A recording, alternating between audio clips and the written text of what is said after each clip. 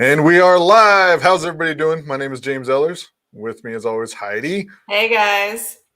And today we are joined again by the awesome Jonathan Herzog. Jonathan, how you doing? Hello, so good to be back again. Good to see your faces. Thank you. It's good to see your face. So from the last time we spoke, was at the beginning of COVID. You're running for Congress in New York, and everything, COVID was just getting started. You were locked down, fairly normal compared to as I hear things that are going on now. So why don't you, I know there's a lot going on, so why don't you just catch everybody up to what's going on in your race and kind of just some of the roadblocks you're running into. Totally. Well, I think the top line summary I'll give comes from our dear friend Andrew Yang, who said to me recently, he said, "This is fucked up, John, but congrats. You are the threat." Yeah. So I think that is the top line. Again, no one could say it better than I can see him in my head right? saying it. Yeah. Exactly. Cool, calm, collected, but like hilarious at the same time. Yeah. But also true. But yes, thank you both so much. I am Jonathan Herzog. I am running for Congress. I am Yang, running for Congress in New York's 10th District, the west side of Manhattan and South Brooklyn, on the premise that Yang goes to Congress. And over the past week, we've seen that Yang is a big threat. We are in the lion's den. So in case you've been under a rock, we, alongside Andrew Yang, myself, and other delegates in New York, won a federal lawsuit in the Southern District of New York last Monday. And this was against the Board of Elections Commissioners, the New York State Democratic Party, eventually the New York Attorney General, the New York Governor, the entire cabal. All of the New York Democratic establishment elite decided that the move was to literally cancel the New York presidential primary. So crazy. Now, oh, thanks, Devin. Hey, Devin. There's a lot of context and details, and I'm always mindful that, again, a kind of top line note is everything is complicated by design. So if you're like, wait, how are 30 things happening at once? It's incredibly confusing. It's by design. Absolutely. Because first and foremost, the goal is to distract, to bankrupt, to waste your time, waste our time with litigation. Yeah. So that is the kind of first order note. But I'll always, again, stop me, any questions to kind of clarify. I mean, before clean. Go ahead. To support your point, I ran for Congress in California, and going through all of the loopholes that are kind of put in place just to get put on the ballot, talking about the things that the way they've designed the election process. When you run through them with people, it kind of makes you sound like a conspiracy person, just because by design, so many of these things are put in place just so those that are currently in office remain in office. It's crazy. So sorry, continue. Yeah, we believe you. I mean, the fact it was just so egregious when they canceled the primary. You thought to yourself, why would they do something so blatant, right? But when you hear what you actually have to do to fight back, it's like, oh, well, they're just going to be that blatant because what are you going to do, right? Yes, but you guys did something. Yes, and we've spoken. The last time we chatted has been really interesting bookends for this moment because, as you said, so basically COVID comes online and the first patient is recorded in March 1st. Now, the timeline, just to wrap back a little bit for this particular lawsuit, is the governor postpones the presidential primary from April 28th to June 23rd. Yeah. Usually, in normal times, the presidential is on April 28th, and the congressional and state are on June 23rd. Why? Because by design, it will depress voter turnout. So just like we saw in the AOC race in 2018, you can watch this in the Bring Down the House documentary on Netflix. It's the similar dynamics where Our congressional primary is June 23rd. 3 to 4% of all people vote. So that's just the usual, all things, no pandemic. Governor postpones the presidential to line up with a congressional and state on June 23rd, and then makes voting safe by mail for everyone. So usually you have to have an excuse if you want to vote absentee by mail. It was made safe for everyone. You can go online. You can go to nycabsentee.com/absentee. Takes literally 1 minute, and you get your ballot mailed anywhere, safely, securely, postage paid from your home. Then, here's the kicker. Joe Biden, 1 week before the Board of Elections decision, warns. He said, we need to be very wary. President Trump may use COVID as false pretense, as an excuse to try to postpone the November general election. We have to be very wary. We had Michael Sandel, America's greatest moral philosopher, on a week or two ago, and he said, without any context on the suit, the most dangerous precedent, the most dangerous thing we have to watch out for in this moment of crisis is that President Trump will use COVID as false pretense to postpone or cancel the general election. Yeah. The New York State Democratic Party and Board of Elections gave Trump just that excuse. They canceled the primary, canceled the presidential primary on the false pretense of COVID. And then they went ballistic. They had a whole press strategy, which really came to the fore in the headline that said, "Are you willing to die for Andrew Yang?" Yes. I saw that. Now, this was not just a PR strategy, a press strategy. This was the argument made in the Southern District of New York in federal court. Obviously, it failed. Yeah. That argument failed on its face because it was bullshit. And the court said it was bullshit. Voting was already made safe by mail. And actually, because we were going through this timeline piece by piece by piece, New York has a very, very painful history and role in this pandemic. New York and the United States are the worst offenders with the highest infection rates, highest case fatality rates globally because we're not contact tracing and we're not testing at scale. And if you look back at public records of the New York City Health Commissioner, this goes back to even middle of March. She said, the mayor of New York said, the governor of New York all said, ride the subway, ride the buses, masks don't work, go out to the businesses, don't be racist, go to Chinatown, all is well, everything is fine. Yep. The former CDC director, quoted in the New York Times recently, said, if New York City had shut down just 10 days sooner, 50 to 80% of all deaths due to COVID could have been avoided. Wow. It's crazy. More Americans have died from COVID than died in the 20-year period of the and died in the Vietnam War. More than 20,000 New Yorkers have died. More than 30 million Americans are unemployed. We've entered the next Great Depression. Congress has been on recess. And our entire New York State Democratic Party leadership is not only using COVID as false pretense, but actually gave Trump just the excuse and just the precedent he needed to do the same. So today, there was a hearing in the Second Circuit Court of Appeals. Yep. I think they will lose again. And if and when they do, they may try to appeal to the Supreme Court. Again, this is literally, if you look at the brief, if you read the like 80-page damn brief, you see signed on, right? So it goes like Andrew Yang on behalf of himself and all others, Jonathan Herzog on behalf of himself, and like it's a class action suit. So there's us and many other delegates on it. Yeah. The bottom of it, every single New York State Board of Elections commissioner, the New York Attorney General, the governor, like this runs deep. Wow. And I think it was, sorry, go ahead. You had mentioned at the start, kind of this is like to set us up. You said Joe Biden had warned against, Trump possibly using COVID, to not have an election in November.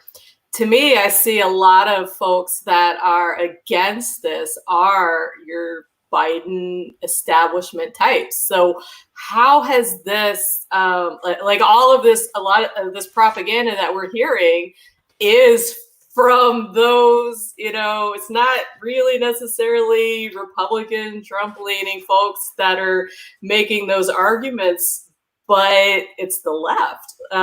The ones that are like, Biden's the nominee, get over it.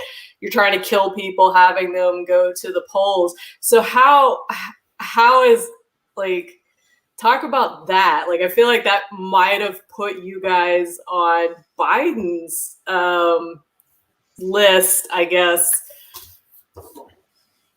I mean, here's the thing, right? Like, in theory, we should all be on the same team, right? Team civilization, team humanity, team democracy, constitutional rights, civil liberties, right? Like, these are pretty, like, bedrock, foundational, like, principles we should all be on the same side of. But I think maybe what you're alluding to as well is, again, this week has been a very interesting week. We launched our first digital Facebook ad last Wednesday. Mm-hmm. You can see it online. It, is our first ad in our race to unseat Representative Nadler, who's never faced a competitive primary challenge in his 30 years in Congress. Immediately thereafter, a targeted disinformation campaign was launched against me and the campaign. So if you Google on a computer, Jonathan Herzog, Jeff Curzon, and in some cases, Andrew Yang, but you will see hundreds, thousands of headlines, all by local affiliates owned by the Sinclair broadcast group, whose indexes have been improperly indexed to an unrelated line from an article about this suit. That line being, Attorney Jeff Curzon representing Yang and congressional candidate Jonathan Herzog. So you can literally pull this up. Just like do a Google search on a computer. Go to the news tab, and what you'll see is headlines disproportionately related to bodily harm, suicide, murder, Russia, Trump, COVID, incarceration. Wow.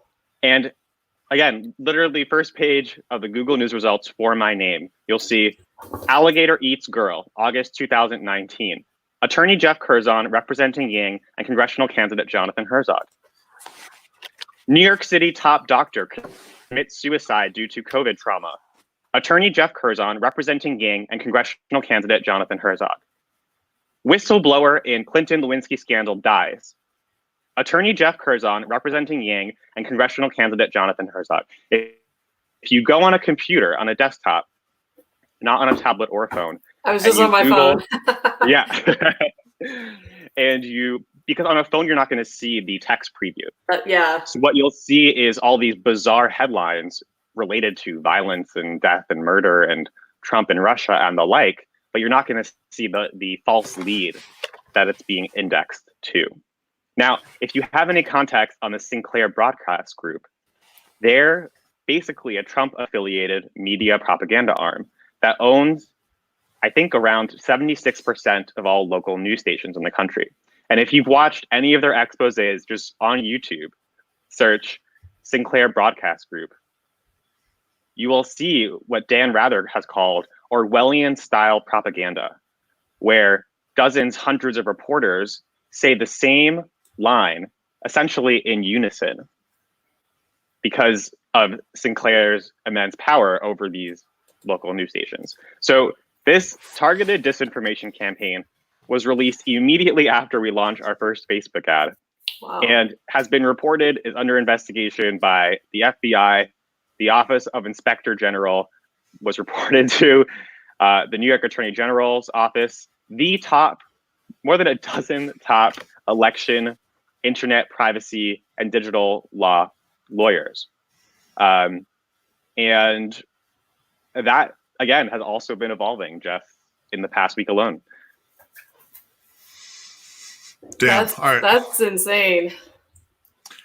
So in order to manipulate indexing on Google, that's pretty fucking like, it has to be sophisticated, right? Like that has to come from, like, it's not easy to do something like that. Like I imagine a sophisticated hacker could do it, but you know what I mean? But are there any, like, what's the ties between Nadler and like the tech space? Like, is there? Yeah. So Go ahead. So there are at least 3 or 4 kind of operative theories. So one is, so Google actually, or a representative of theirs, just responded recently because Jeff Curzon, who's the lawyer for the case, retweeted the Problem Solver Politics expose on the misinformation campaign. And their response was essentially, oh, there's something to do with infinite scroll, and this is some issue that we've had with publishers. So this is option number 1, directly from Google's representative of something or another. To your question directly, public record, if you go to FEC filing, Nadler's FEC filings, a consultant for his campaign has direct and close ties to the director of Sinclair Broadcast Group. It's just public record. Another just public record interesting fact is Eric Schmidt, the former chairman and CEO of Google, just partnered with Governor Cuomo and was put in charge of the Build Better Future for New York. Essentially, the lead for rebuilding New York in the wake of coronavirus. Again, just an interesting fact pattern. Just happened again over the past number of days. And then a fourth possible theory that's been posited, again, to your point, James, is some hacker somewhere who just wants to fuck with someone, right? Yeah. Yeah, I mean, again, this is all just public record, and so again, this could happen to literally everyone. But the thing is, here you're pulling it up. Well, this is something separate than even Paget pulled up. Paget pulled up something for Breitbart. This is something else I found just from a Google search. So Nadler 2015, one of his top donors was Alphabet Inc. Google, yeah. Donated $26,458 to Nadler's campaign in 2015 from Alphabet Inc., who Google's parent company is. That tied with, again, a lot of this stuff, a lot of the things. When you follow the money, it gets real. Yeah. And I don't know if this is related, but Jonathan, you may remember, like, even during Andrew's campaign, we had a period of time where we were telling folks to stop saying Google Andrew Yang and YouTube Andrew Yang, because we would have these periods where a Google search for Andrew Yang came up with just the absolute. It wouldn't even come up with his website. His website wouldn't be the top result. And it would just be these terrible articles. We're like, okay, just don't tell people to Google Andrew Yang. Tell them to YouTube him. So it seems like, and it may not be the same thing, but when you're trying to go up against these forces that already own power, they're going to fuck with you in these kind of ways. Do you think that? Do you remember that? I mean, I don't know if you remember that. Yeah, so I think the thing I'll say is, and when I first encountered this as well, like, we've been used to, like, in the Yang gang, like, getting gaslit, seeing all sorts of, like, ridiculous smears and slander, right? Like, I don't know, how's our dear friend white nationalist Andrew Yang doing, right? Like we're like used to this kind of like mudslinging. I think what is different and a different level and nature of this, and what makes it a potential federal crime, is this is literally targeted disinformation with thinly veiled death threats, with headlines disproportionately related to suicide, death, murder, bodily harm. Yeah, you can take that to mean watch your back, essentially. Yes. And in some cases are hyper specific to where we are in New York City and where our headquarters is. And in many instances, because these are being continuously added, by the hour, you will see a hyper specificity, even if they're, again, improperly being indexed to have this false lead. Every single one. Attorney Jeff Curzon representing Yang and congressional candidate Jonathan Herzog. And you can click through, you can start on page 1, go to 7, go to 20. It's the same shit. But to your point, Heidi, and this is what's so critical, they expect you to take this sitting down. They're like, oh, like, you know, like they don't expect us to have a voice or to have these high-powered lawyers, right? Like, no, they didn't. ready to investigate and to take action on it. And there's a reason why in 30 years, the number 2 House Democrat, the chair of the judiciary, has never faced a competitive primary. There's a reason. And so, you know, and if you even look back at some of the history around it, you know, in 1992, when Nadler was first appointed to the seat, because his predecessor died while in office. A couple of days before the primary, the party bosses come together and they say, vote Ted even though he's dead. Ted Weiss gets 80% of the vote. They appoint Nadler to the seat, and he's held it for nearly 30 years since. And it turns out this is just how power has been transferred. So he didn't even congressional win an election. delegation. So that's what's insane. And again, the goal is exactly what you said. Sit down, know your place, and it certainly isn't in the halls of Congress. And it was interesting as well because, so Andrew Yang was the top of my vacancy committee. And the vacancy committee is this box on your petition to get on the ballot, where you have to gather thousands of signatures to get on the ballot. And every petition has a box of a vacancy committee. I didn't really think much of it. I was like, technically, legally, it means if I die, Andrew gets the seat, but gets to appoint. Yes. Right, you get Congressman Yang. Like, awesome, congrats. Like, that's great. He's your alternate. Exactly. But it turns out, and again, like, I did not have any interest in learning about any of this. It's just through doing the diligence, because we've had to, that's actually how the representative has been appointed for nearly a half century. That's crazy. I mean, that's wild. we're at the point where it just seems like people in office, like it seems like they used to do things behind a veil, like it was still corrupt, but it was kind of hidden, not out in the open. But now the more time blatant. goes on, it's very blatant. Like with what they just did with passing a law saying that the FBI can just pull up anybody's search history without warrants, for example, in the last day. Like, what is even, why would you do that in public? And to go back to what you're talking about, like, so are they just waiting for Nadler? Is the plan just to have him in there for life, and then when he dies, they're going to reappoint someone else? Like, yes, exactly. Wow. Like, he's 72 years old. 73, yeah. Is he 73? Google said 72, so I blame Google. Like, during a lot of the hearings, he seemed like he wasn't even like half there. You know what I mean? Like, he didn't seem healthy. He doesn't seem healthy. He doesn't seem like someone that is like you. Like, if you were in there, you'd be energetic. You'd get a lot done. You're not just going along with the status quo. Like, I keep asking, like, is their goal just to have him die in there? But yeah, that's kind of who's crazy. His alternate? Do you know? Like, who's in the box for him? Like, yeah. Who's getting next in line? So it's so interesting, and you both are so perceptive because you're like, okay, wait, what's the logical next step? And it's frankly, it's tragic and painful and shocking and just disgusting, all of it.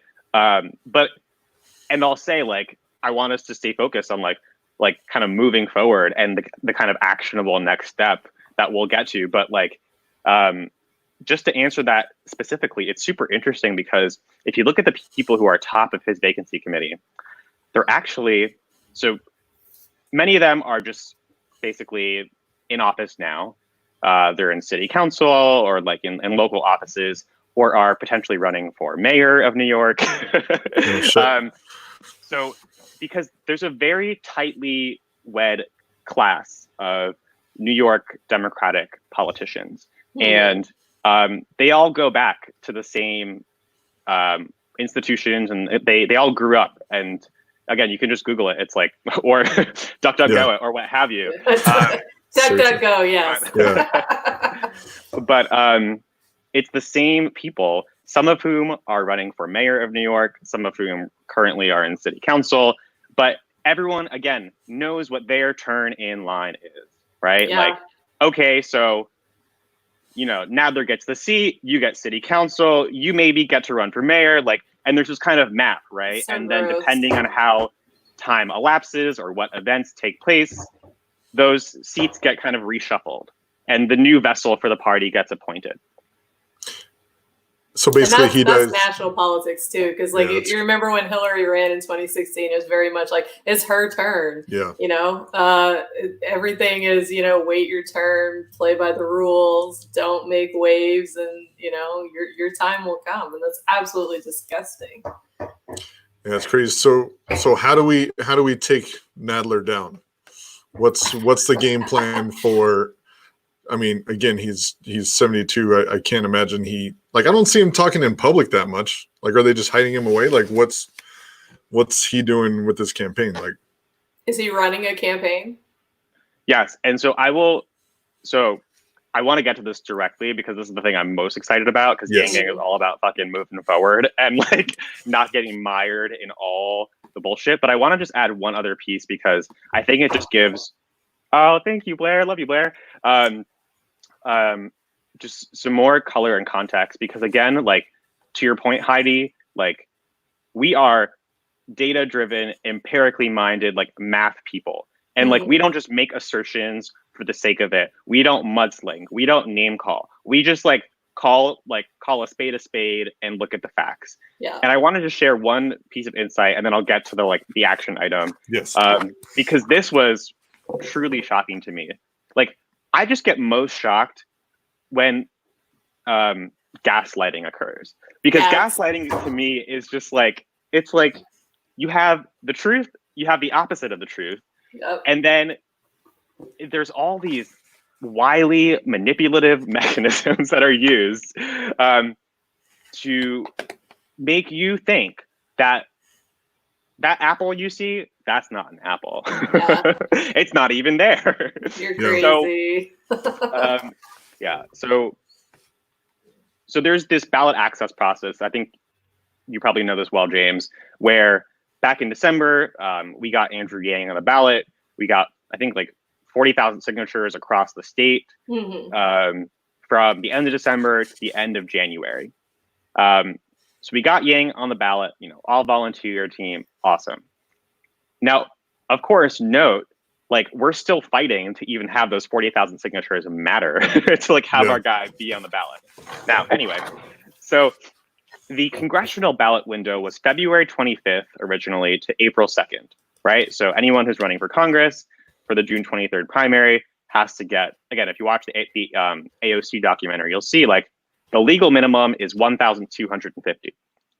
But because we know there's going to be a legal challenge process, they're going to go line by line, check the signatures, check the dates, any crossouts, whatever. You have to collect 4 to 5 times more to survive that challenge process. Great. We're all right, this is just how it is. So again, this is February 25th, the start of the congressional ballot access process. March 1st, first confirmed COVID patient in New York. Now, we call for, and we sign on to a petition to say, hey, what we have to do is go in front of 20,000 people, be in close proximity, have people sign using your pen.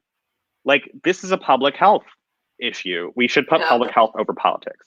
Didn't expect it to go anywhere, and it didn't. So we go out, we collect more than tenfold the legal minimum. At each step of the way, 2 things happened. One, the governor of New York and everyone involved said, we can't do anything about this. It's someone else's choice. 2, immediately thereafter, when they then met with the congressional delegation and Nadler and the like, and they all came together, they then changed the rules, middle of the game. So middle of March, the governor announces suddenly, we are terminating signature gathering for congressional candidates, and we're cutting the threshold for cutting the minimum threshold to 375. Now, if you're an incumbent, if you're a multi-decade incumbent, you have two strategies. One, have no one ever run against you because shit like this will happen. Mm-hmm. Two, if someone is stupid enough to run against you, lower the threshold so much, so ridiculously low, even though half the time has elapsed for signature gathering, so that people, perhaps your allies, can split the challenger vote. So this is exactly what happened. Now, Wow. so that weekend, someone went out and gathered just enough signatures over the 375 to get on the ballot.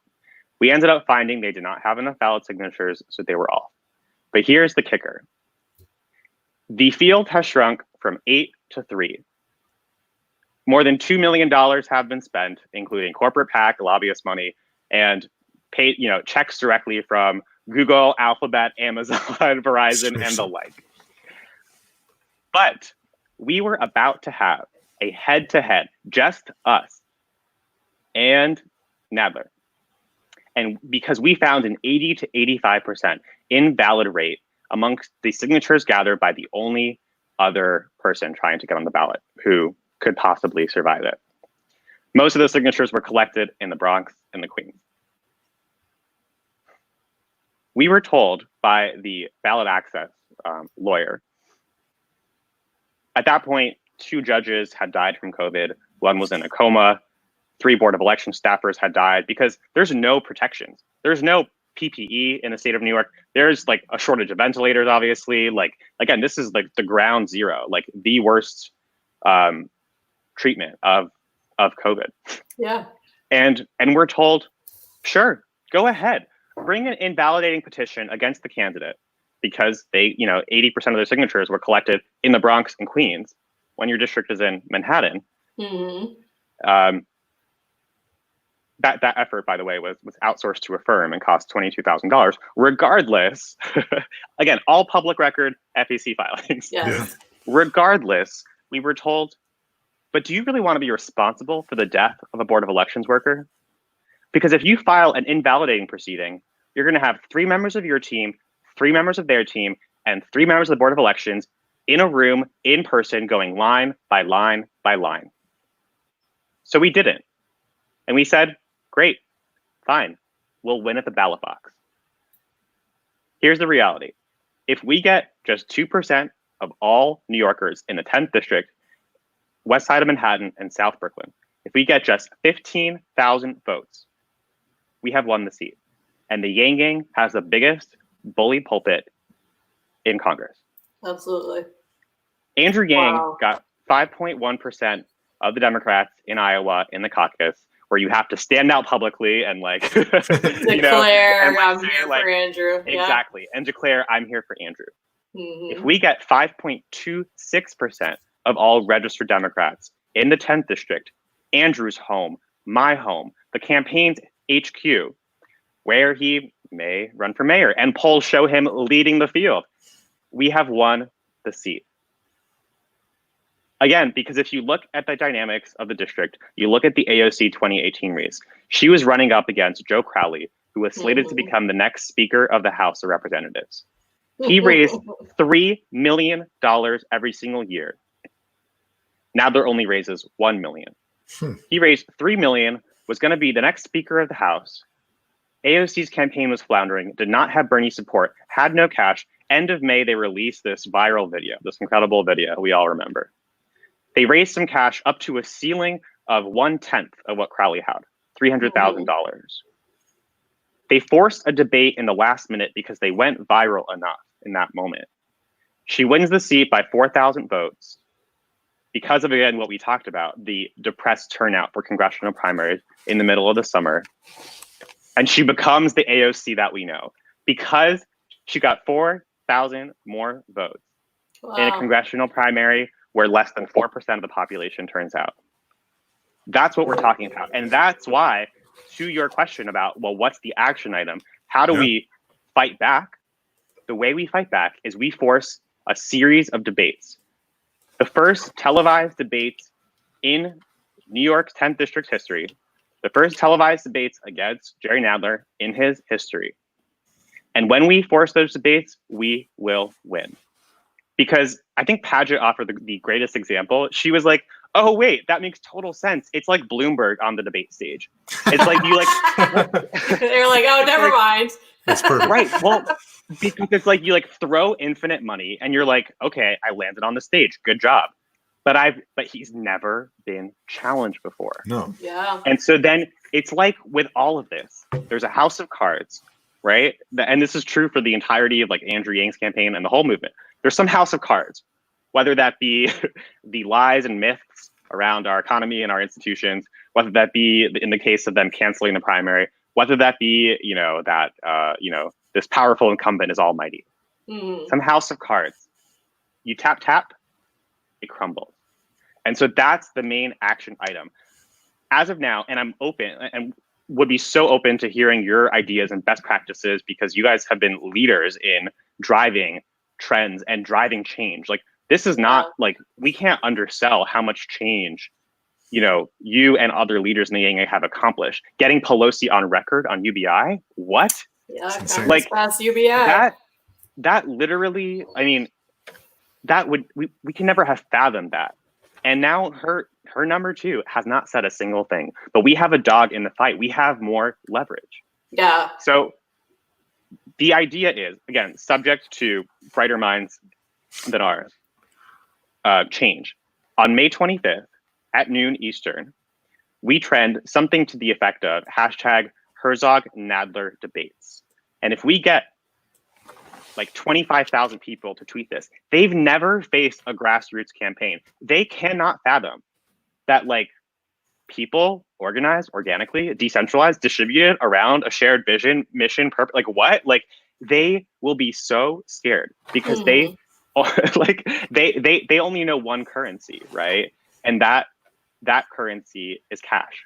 But we have people and passion. That's something that you can't buy. So that's the sort of big idea. And again, the reason this matters is if you just look at the data and you look at the 2018 race, similarly sized district, similar partisan index, similar voter turnout, similar multi-decade incumbent, out of touch with the district. Yeah. Being able to force a debate, and even in her case, just in the last week, but we're ahead of the curve at this time, was what drove that 4,000 vote margin to lead her to become and have the most powerful bully pulpit in Congress. Wow. You could be our AOC if we, and this is something that like James and I are really passionate about is the Yang Gang is a force, right? Yeah. We only really exhibited that for Andrew during his campaign, but then like this push that we just did, like you mentioned, for Congress passed UBI, where we literally got Nancy Pelosi to come out and say, hey, we should look at this. Like literally, Andrew's not in the race. The Yang Gang, like, we're like, what? Like, what? Like Tim Ryan just came out and said he's Yang Gang. Like Ro Khanna, like Pramila Jayapal, like Grace Ming, like, dozens have signed on to this. Like, we are the most potent, powerful force in politics today. Yeah. Like, that is just full stop. Oh, absolutely. And that's kind of like what James and I are passionate about is organizing the Yang Gang again. Like I said, we showed our kind of what we could do during Andrew's campaign, and now we need to take it to a higher level. And absolutely one of the ways we can do that is getting you into Congress. I feel like that's a mission for us. That's something we can really put the Yang Gang behind. So I'm absolutely excited about this. I'll go. Sorry, go, I didn't want to cut you off again. I just let my sentences trail. I know, it's good. I didn't want to cut people off. Yes, I completely agree. Like I'm such a big fan of yours, Jonathan. Yeah. Like people were coming to me when I was running, like you could be the AOC, and I was like, my biggest thing is like imposter syndrome. So I was like, nah. I mean, I could do it, but I see you, and you're so much better spoken and everything. Like you're awesome. Like we'll do anything behind to get you assistance, to get you help, to get this trending. In terms of the trending like strategy, we'll consult with a lot of the people from Humanity for Yang too, because those guys are awesome. May 25th, if I'm not mistaken, is that Memorial Day? So that is Memorial Day. It does also happen. So like when the team got together, they're like, oh, we were planning like a fundraising push because it happens to be my 25th birthday on the 25th. And so there's like lots of like, oh, thank you. There's like lots of like fives involved, but we're like, I don't know. But we're just thinking about like soon, kind of ASAP, but also being able to galvanize. A month left. Yeah, exactly. But like being able to galvanize enough of a force where like if we push really at that level that we did even just for Pelosi, which like wasn't even our ceiling by any means, then like they literally, I mean, can you just fathom for a second? Like, I mean, I still haven't even processed, like you Google my fucking name and you get like death threats from it's Sinclair. Gonna get like, worse, by the way, if we're successful. Are you fucking kidding me? Like how weak do you have to be? Like, well, no, exactly. It's like when you look at what they're doing. Again, I've said this multiple times. Like the establishment isn't smart. They just have like all this tons of money that they just throw at shit, and they're rather sloppy. They're not actually doing things very like strategically. It's just like, oh, let's just do all this bullshit. It's all a smoke screen. You know what I mean? Like literally, it's crazy to me that they don't even have to make much of an effort, like to even get out the vote. It's like they don't even care. They're like, whatever. So literally, even the tiniest grassroots actions can upend the whole thing. You know, it's truly crazy. Wild. And like, I think at like every turn, and this is true for me too. Like, I mean, I share your experience, James. Like we had talked about last time, I couldn't even open a bank account. I was like, right, and like at every single stage, you're so gaslit to the point, and it's like, it's just really, it runs so deep. But again, you kind of hit a point, and really it's thanks to having good, strong people around you, like my campaign manager, Helen, right? Who like keeps you grounded and just like checks your reality, right? And you're like, no, you're not insane. That whole system is insane. No, well, that's what's good about us being the math people is like, you can't like gaslight me about the literal facts, right? Like exactly. I can ground myself in just the facts because we're not sitting here on ideology or you know, we're very fact driven. And so, you know, their attempts, it's weird to me. It's like, but do you not, you know, it's like the GIF with the question marks, like it does not compute. Like what? So yeah, I'm super excited about what you're doing. Like we definitely want to have you on at any point, especially to bring up everything that's going on. Because if you're getting veiled death threats, then you need it like publicized. Like, hey, there might, if I die, you know, I didn't commit suicide. I'm not saying and also Andrew Yang's my alternate. Look at that route. Look into that. Yes, Andrew. If you guys try anything with Herzog, you will unleash the wrath of Andrew Yang and the Yang gang. I'm just telling you. In terms of the hashtag trend, I would say, again, going back to the whole thinking in math terms, I would say it would be better to trend it on like the Friday leading up to Memorial Day, because I feel like there would be a lot of competing trends on Memorial Day. If that makes sense.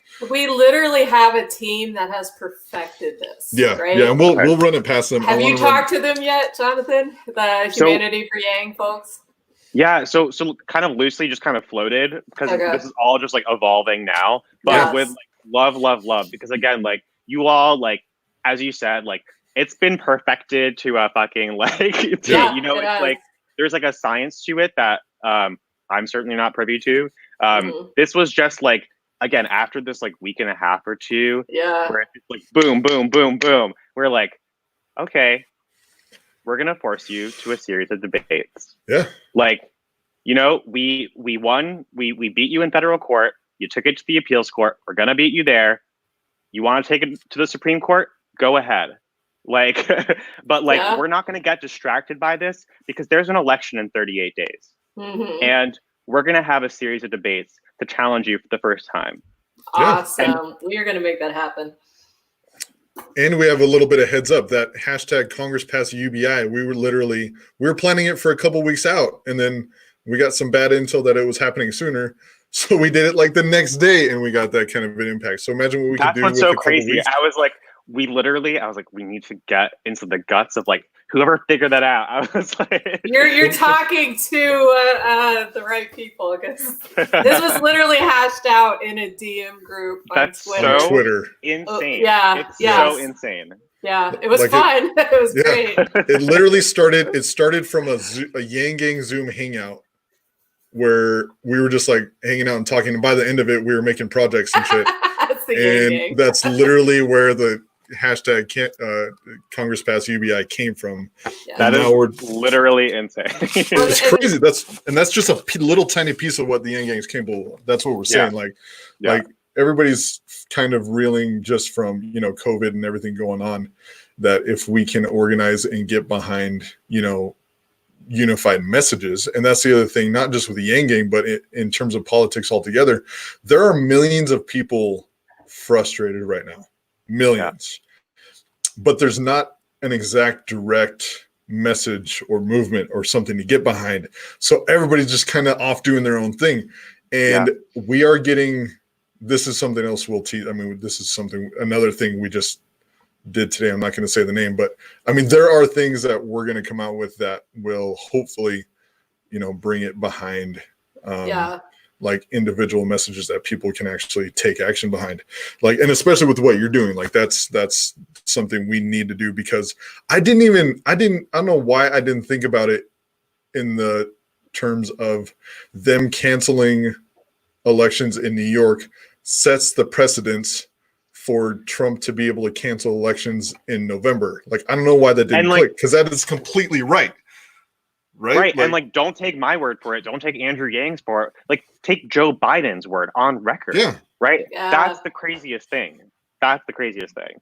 Well, to me, the craziest thing is everybody accepted it. Right. It was you and Andrew that said, fuck this, we're taking this to court. Everybody else was like, oh, well, this sucks. Right. It's like, we're so brainwashed that we're just like, oh, well, that sucks. I hate that. Oh, well, I guess there's nothing we can do. And you guys are like, Heidi, this is like it's like so important to just like, again, and maybe I'm like talking to myself, but like to just like process that and how deep that runs. It's like, let's say it's like, I don't know, 80% of it being like, sit back, like, oh, it's just how it is. Like, maybe 10% is like you suck, you're bad. Right? The like negativity and anger and like, and then there's somehow the Yang Gang is like, we're gonna do something about it. Exactly. It was like when we did when the Congress passed we're like, we're just gonna fucking influence Congress, right? Right. Let's see if we can do it, right? Right. And then that's what we did. And that's what you guys did. You're like, no, we're going to take you to court. It's like no one else was even thinking about do something about it. And that's the Yang Gang has to really harness that, where we are the ones that will just go like that step further. We're like, no, you can do something. No, don't like just accept that. And so, and the Yang Gang is realizing that, and we're pulling in other people. Like you were saying, there's a lot of people that are all of a sudden Yang Gang, like Tim Ryan is Yang Gang.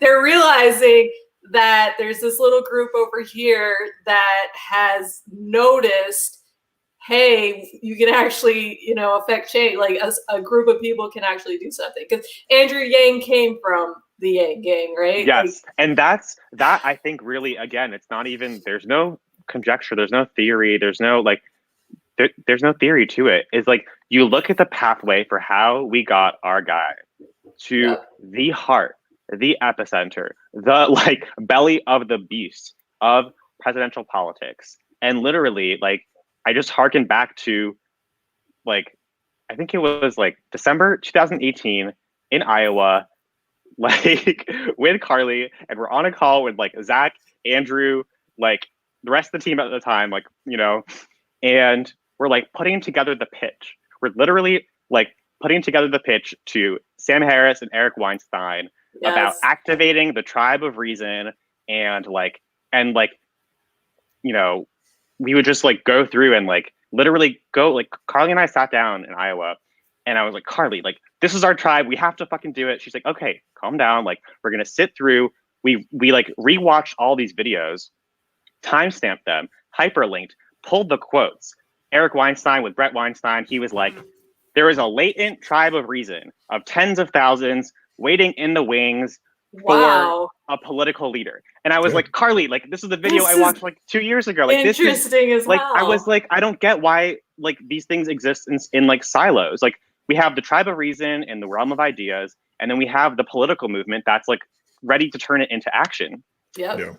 So we sat there, we put together this pitch, we get on the call, and then like Andrew sends off the email to like his dear friends Sam and Eric. And he's like, it's like time to activate the tribe of reason. If we don't, society will continue to slide towards madness.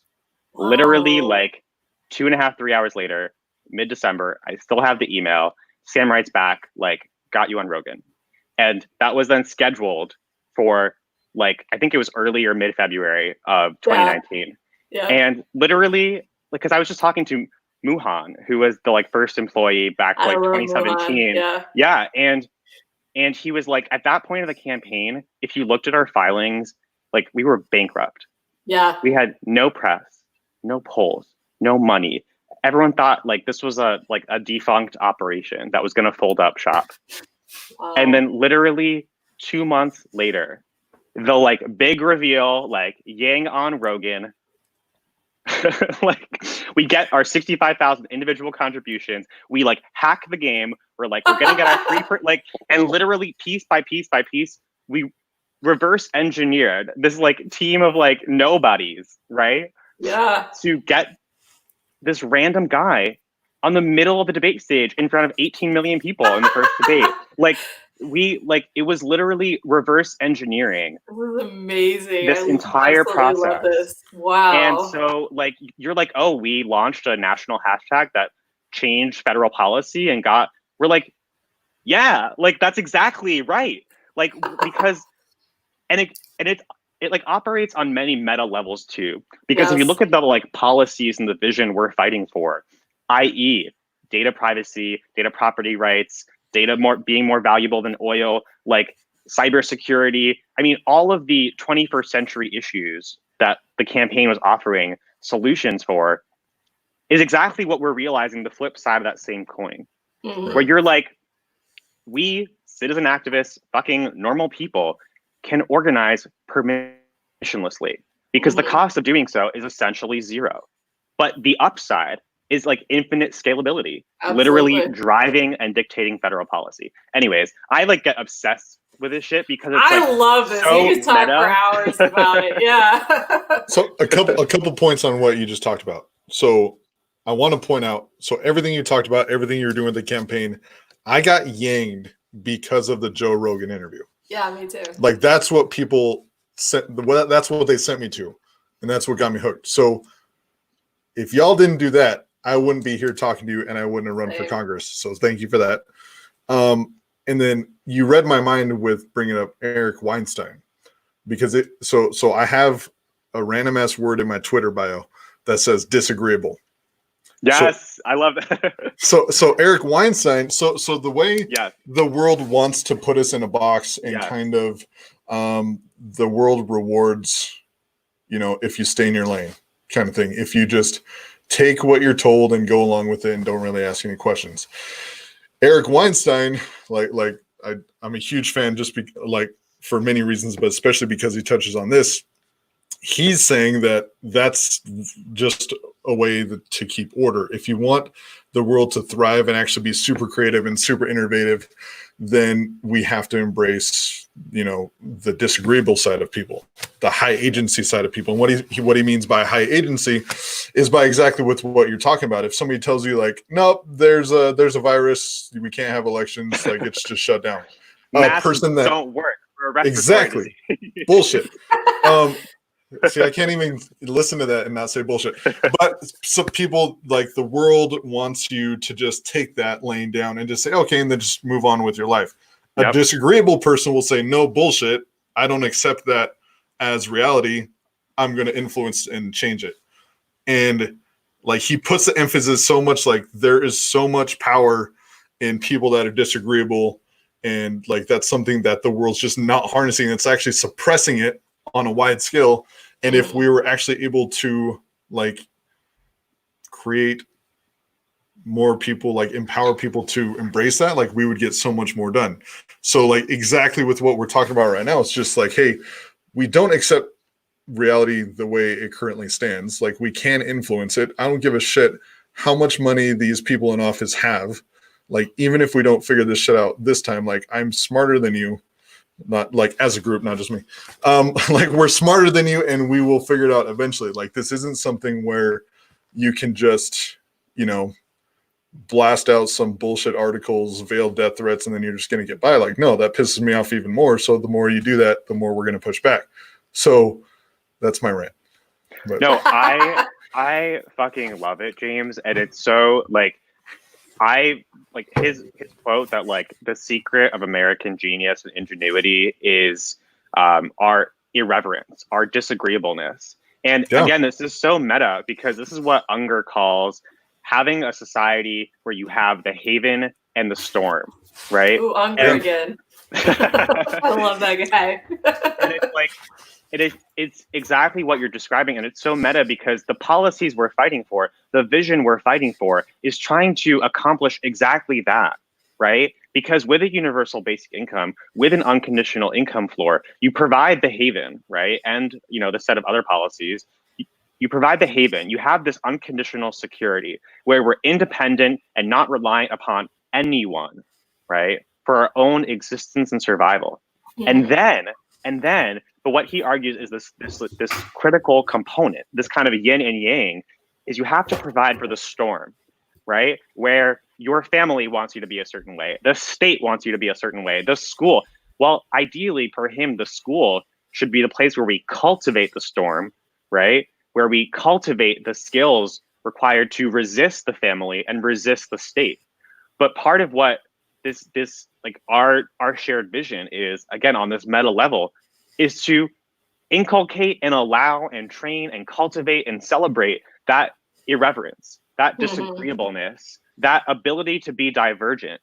Because as you know, and also as Andrew has said so many times, like neuroatypicality and just divergence is not only the new normal, but it's the new necessary to solve the types of crises we're facing. Where again, and it's so important because so much noise and fucking madness and this is the same type of Trump strategy, right? Where if there's a crisis every minute, there's no crisis because you can't possibly make sense of it all. Hyper-normalization. Exactly. Desensitization, right? And so always go back to like COVID has killed more Americans than died in the Vietnam War. It's killed more than 20,000 New Yorkers. More than 30 million Americans are unemployed. We're entering the new Great Depression. Congress has been on recess. And like that's insane. And it's fucking insane. It's the why. It's the constant why. But it's just so important to just ground everything in that real human toll, the real human cost of pandemic politics. And what sucks is Trump's been better at doing that than we're supposed to be. Like Democrats are supposed to be a party of the working class and the people and the poor and the struggling. But Trump, like, I don't know if you saw the ad that he made, like this Nancy Pelosi one, where he's showing people are saying I'm hungry, and she's like there with her $24,000 freezer, just telling us about all her ice cream. And I'm sorry, there should be like I served in the military, okay? I did not, nothing I did. And you should, like, if anyone should, it should be probably your veterans that can make that kind of money off of public service. But there's no one in public service who should be able to, eat ice cream while the world burns. So this brings us to the next part of our conversation, which is planning your run. Did we have this conversation already? No, we're already working on paperwork. She doesn't know it yet. Okay, but great. it's, Perfect. He's just trying to give me that blue check so people will pay attention to me on Twitter. Hey, it's one way to do it. Like it's one way. Also, you'd be awesome in office. So there's that.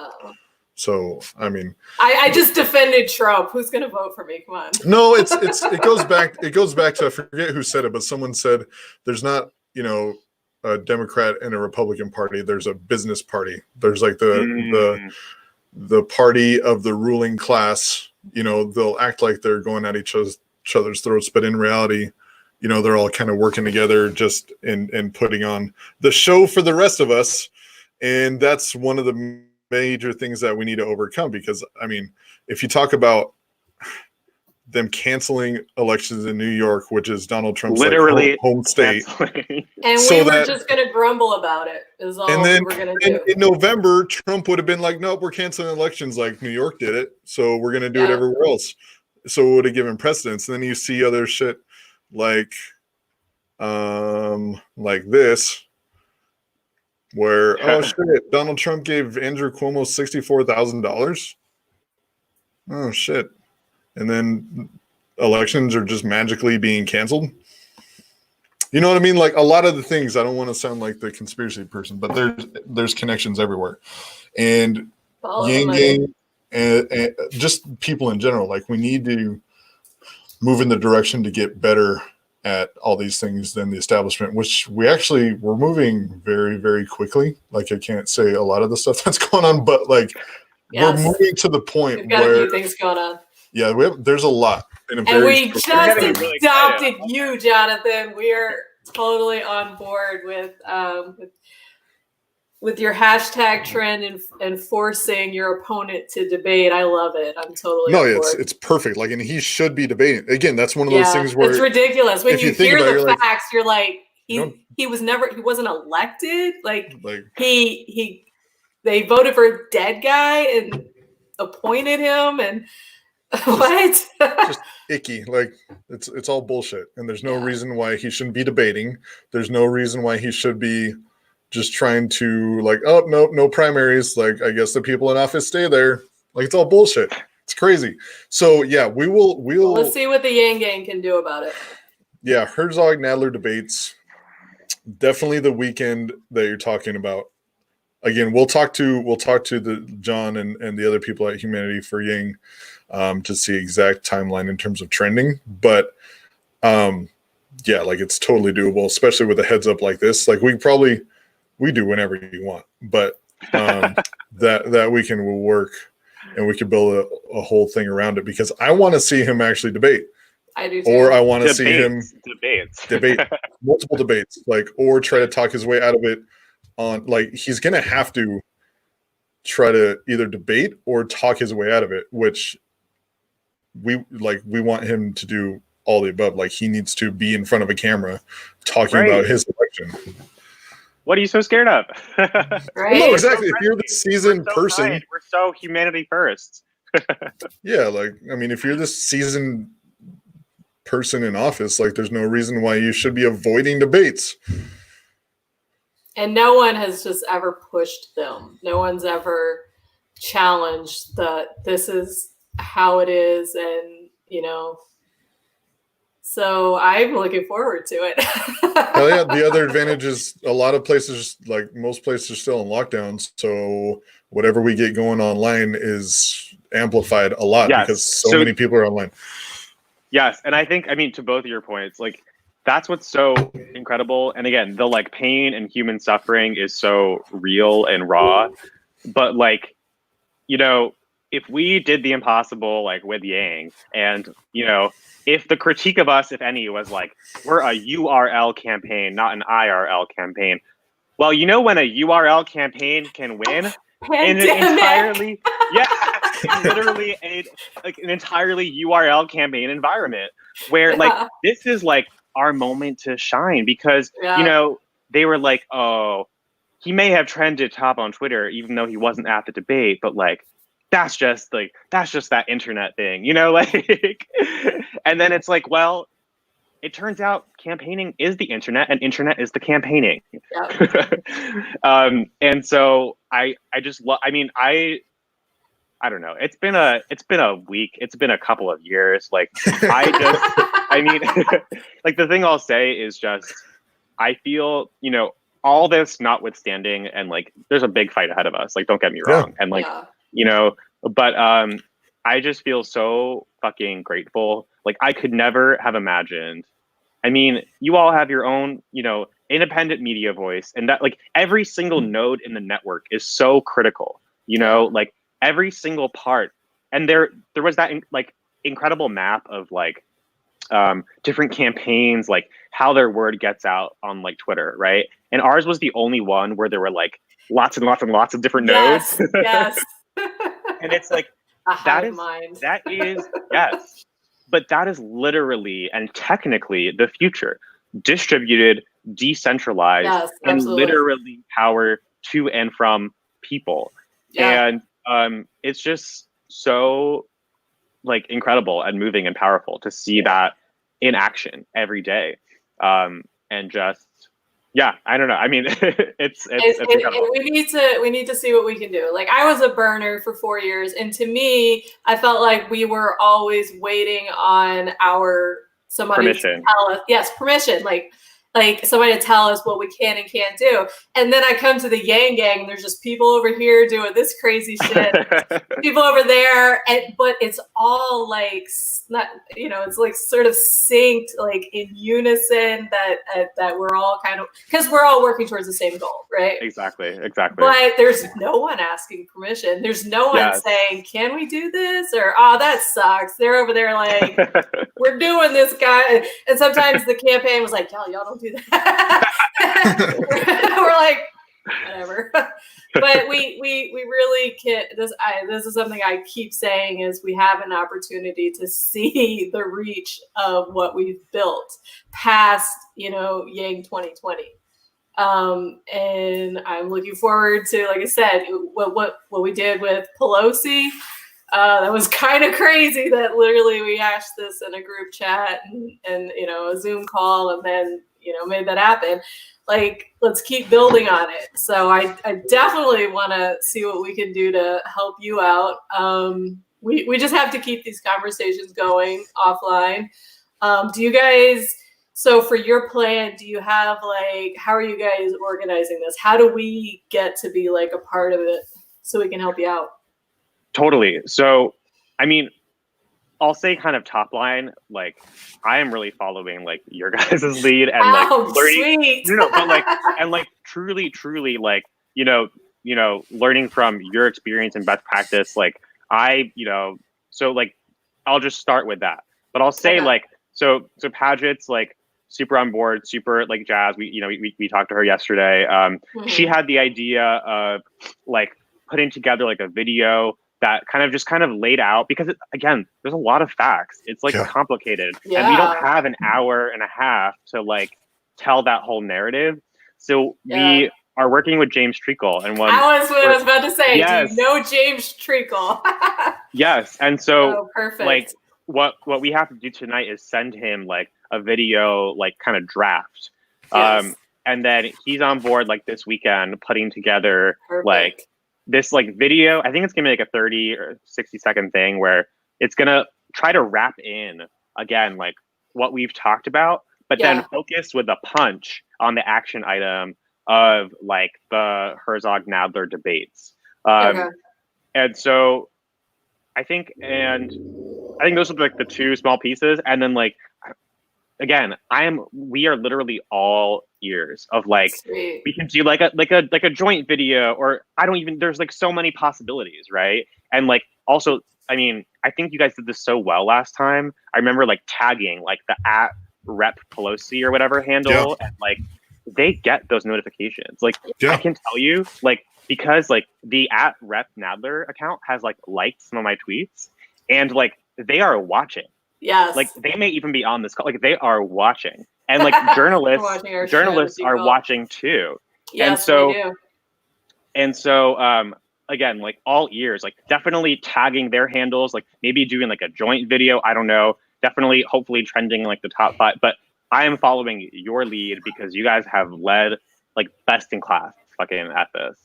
Yeah. Well, I just added you to our group chat on Twitter. So That's for all like, you know, kind of revolutionary action, you know. Yeah. No, Media doesn't see any of that's this. where it came from. I mean, we have people. I mean, everything's there, so we'll get it organized there.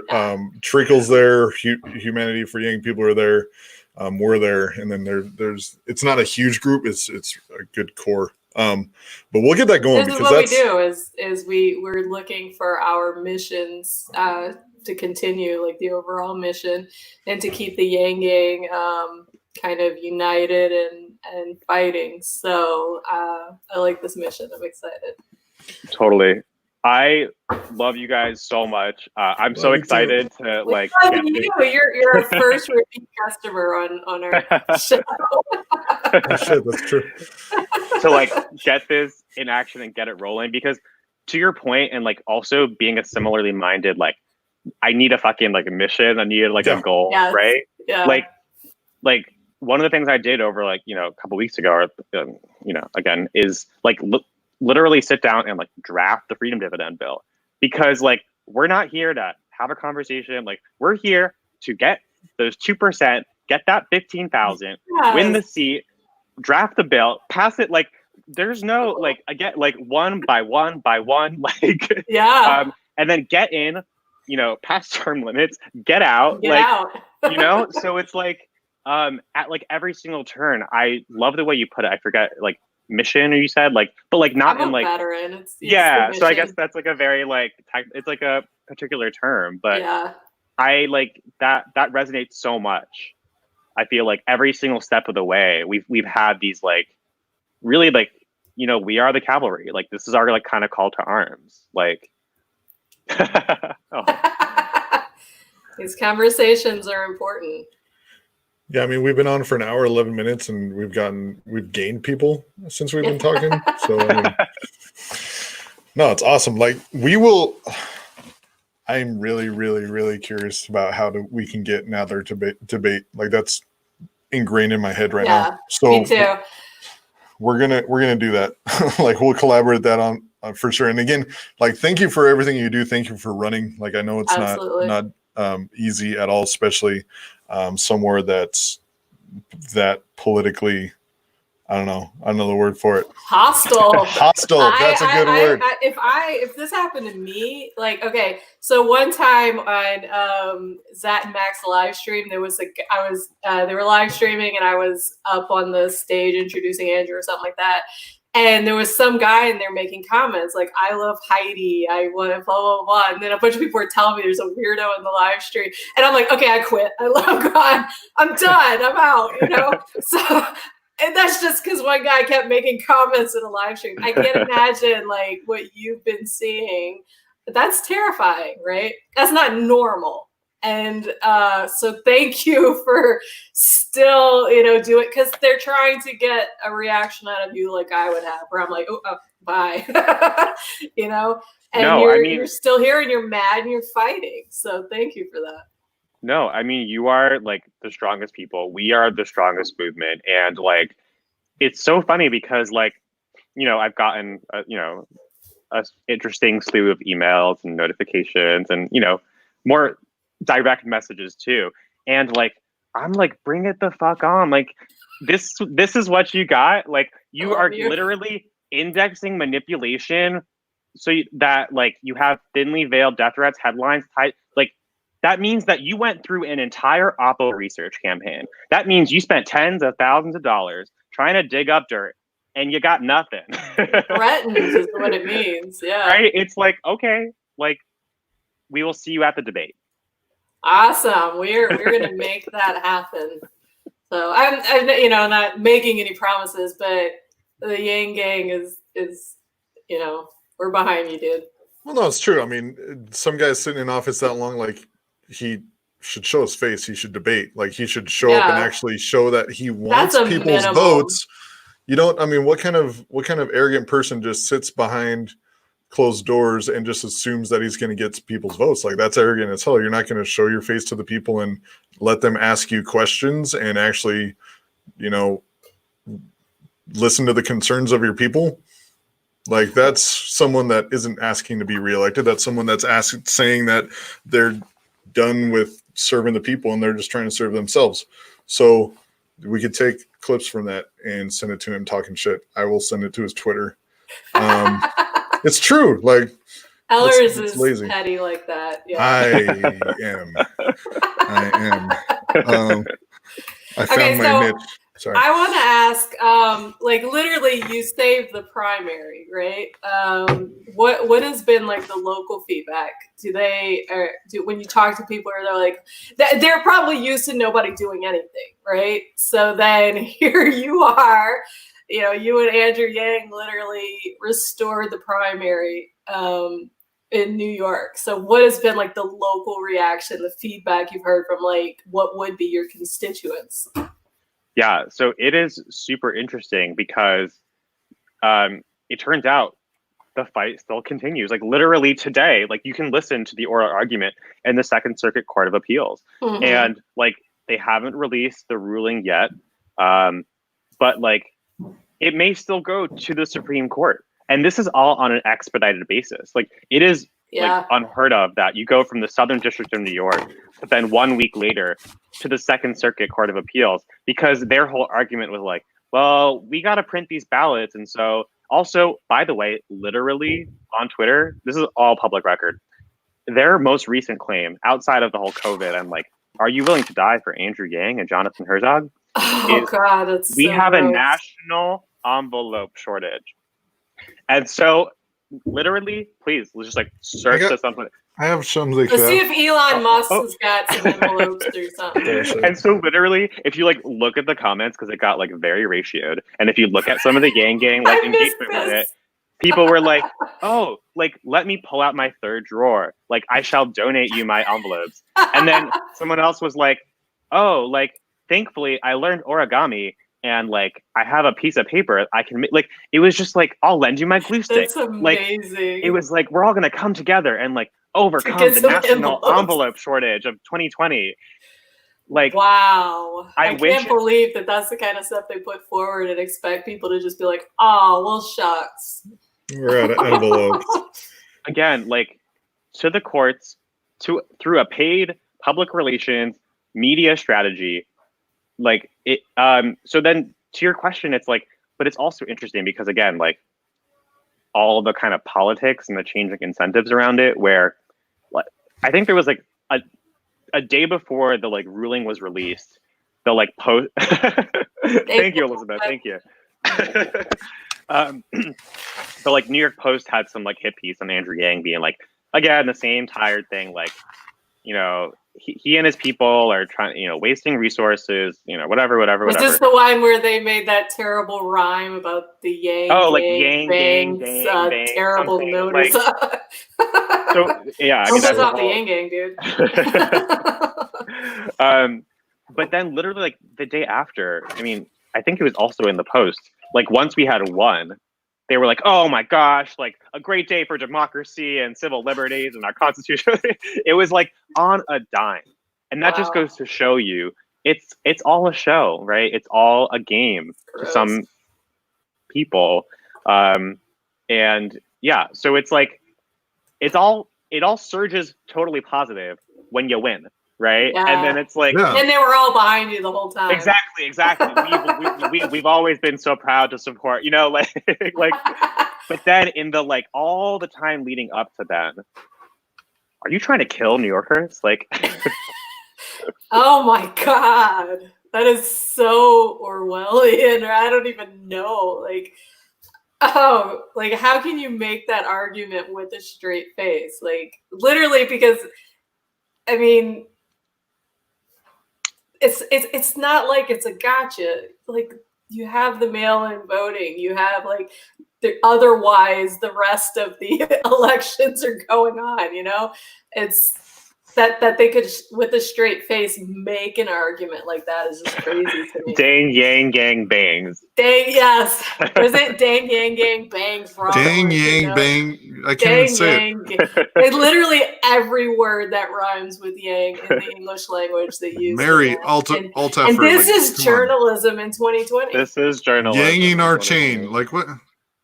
What is that image I keep posting all over? Because this is what's driving me crazy about our politics. It's a quote from the newsroom. You guys have probably seen me posting it incessantly. Yeah. I'm about to tell you exactly what it says. The snark one? Yeah, snark is the idiot's version of wit, and we're being polluted by it, right? Like, man, every time Nancy Pelosi just tears up something, it's like, we won, man, we won. We got Donald Trump that time. That's what I'm saying. It's not even like creative. It's not even that smart. No. It's literally like you couldn't think of any other caption. Yeah, like Mary Altifer. You the best you put out there is dang yang gang bangs wrong election no. Like, really? That's what I'm saying. Because the Yang gang's fairly young too. Like, and with what Andrew Yang did in a short amount of time and what we're building out right now, like, it's going to be a force for years and years and years to come. Because this shit, once we hack it, like, it's done. I have no doubt about that. So, I'm excited, man. I'm excited for your run. I'm excited. Super appreciative of everything you guys are doing, especially in terms of the lawsuits and everything. Because I feel like if it was framed that way, like, hey, heads up, if they cancel New York's election, it could be precedent for Donald Trump to cancel the election in November. Like, you guys don't like. I feel like if it was presented that way more, then the light bulbs would come on and people would actually get. I can't believe they're appealing it so hard. Like, they're still going in that direction, which is crazy. Why are they fighting it so hard? Hard. It can't be because they don't want to buy some more envelopes. Yeah, it's bullshit. It's complete bullshit. It's not because of envelopes. And you know, you can be a conspiracy theorist and say it's because you've got folks like Jonathan running against their boy and they want to suppress the vote, you know? So I don't know.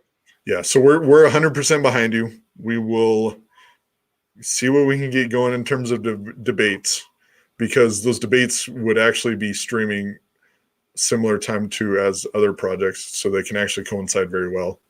That's all I can say on that part.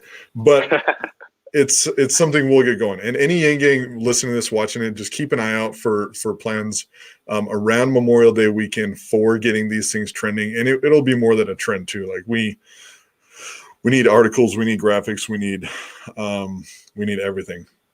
So it sounds like you've got Treacle in the case, and that's yes. Yeah.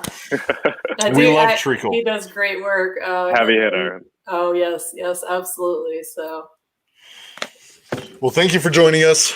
Thank you for going over everything in depth. I'm always astonished the way you rattle off facts and quotes and everything. It's amazing. I appreciate everything you're doing, and just let us know whatever you need. I put you in that group chat so we can plan stuff out just whenever you need from here on out. Totally. I love you, fam. Let's love you too. Yes. Let's win, and let's do this again. Let's do this late June. Let's do this again. Celebrating. So yeah. We'll do it in Congress. Okay. We'll do it in January. That's fair. Just remember us when you're famous.